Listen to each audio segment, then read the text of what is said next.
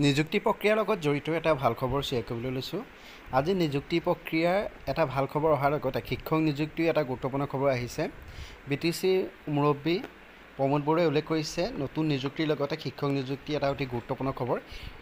আপোনালোকৰ লগত এই গুৰুত্বপূৰ্ণ খবৰটো শ্বেয়াৰ কৰিবলৈ লৈছোঁ।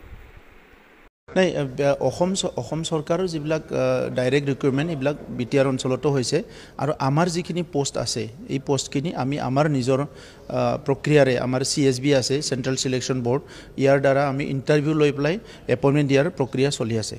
প্ৰায় 3000 মান আমি এপইণ্টমেণ্ট দিম, ইয়াৰ কাৰণে প্ৰক্ৰিয়া চলি আছে আৰু টিচাৰৰ ক্ষেত্ৰত আমি প্ৰায় 1200 ইতিমধ্যে দিলোঁ, 1200তকৈ অধিক আৰু 1400 আমি 1.5 মাহৰ ভিতৰত দিবলৈ গৈ নাই।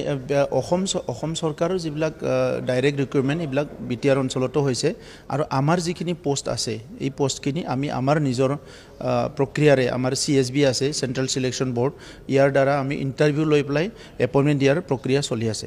প্ৰায় 3000 মান আমি এপইণ্টমেণ্ট দিম, ইয়াৰ কাৰণে প্ৰক্ৰিয়া চলি আছে আৰু টিচাৰৰ ক্ষেত্ৰত আমি প্ৰায় 1200 ইতিমধ্যে দিলোঁ, 1200তকৈ অধিক আৰু 1400 আমি 1.5 মাহৰ ভিতৰত দিবলৈ গৈ